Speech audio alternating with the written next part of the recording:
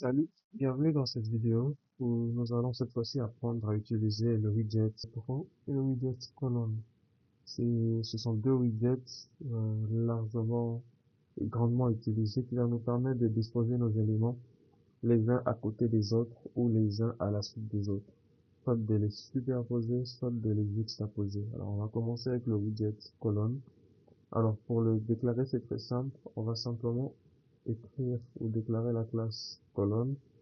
Et à l'intérieur, il y a un paramètre obligatoire, c'est le children.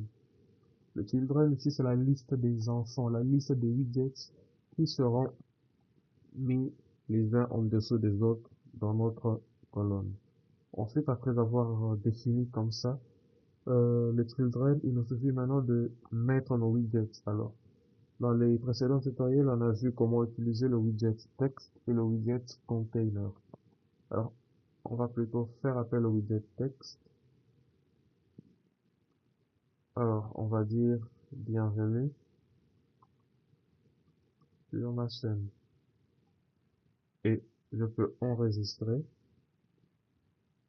Voilà, le texte s'affiche juste au-dessus là-bas.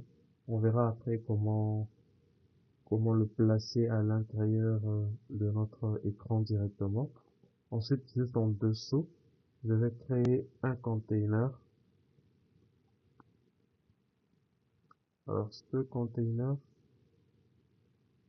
je vais donner à l'intérieur un widget, ou une propriété color, et je vais prendre colors.red. Ensuite, ici, on a une erreur parce que le widget container ne peut pas être une constante. Alors, il faudrait simplement supprimer le mot-clé const au-dessus et l'erreur est partie. Je peux enregistrer. Voilà, je supprime le mot-clé const et une fois que j'enregistre, voilà ce que ça donne. Alors, je supprime le mot-clé const et une fois que j'enregistre, voilà ce que ça donne. Je vais simplement donner une hauteur et une largeur à mon container, comme ceci, et la largeur comme cela. Quand j'enregistre, voilà ce que ça donne alors. Alors par défaut, la hauteur et la largeur de notre container est définie par le widget dans lequel il est contenu. Alors on va couper notre container, commande X, notre colonne plutôt, et on va le mettre à l'intérieur d'un container. Dans ce container, on va lui dire comme hauteur, il va récupérer toute la hauteur disponible de notre smartphone. Cette information est contenue dans la media query of context.size.8 et on va récupérer toute la largeur disponible. Et on va lui donner un child, et ce child, on va coller notre contenu qu'on avait précédemment coupé, voilà. Et ce que maintenant on va venir faire, c'est qu'on va dire à Flutter de pouvoir centrer tous les enfants de notre colonne sur l'axe principal. L'axe principal du container, c'est l'axe qui va de haut vers le bas.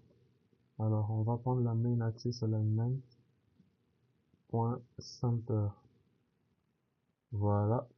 Et si on veut centrer sur l'axe secondaire de notre colonne, ce sera l'axe de gauche vers la droite, qui est l'inverse pour le widget row. Alors, si je remplace colonne par row, comme ça, et que j'enregistre, voilà ce que ça donne. Les éléments sont maintenant placés de gauche vers la droite plutôt que de haut vers le bas avec le widget colonne. Voilà donc la différence entre le widget row et colonne. On utilisera le widget colonne à chaque fois qu'on voudra placer les éléments les uns au-dessus ou en dessous des autres, etc., etc. Par exemple, dans une application, par défaut, on scrolle de haut vers le bas. Et donc, on placera nos éléments dans une colonne. Et le widget row, ce sera pour tous les éléments qu'on veut placer les uns à la suite des autres, les éléments qu'on veut juxtaposer de gauche vers la droite. On verra ça dans des exemples plus concrets. Sinon, c'est tout pour cette vidéo. Je te dis rendez-vous dans la prochaine vidéo où nous parlerons de widget size box. Salut!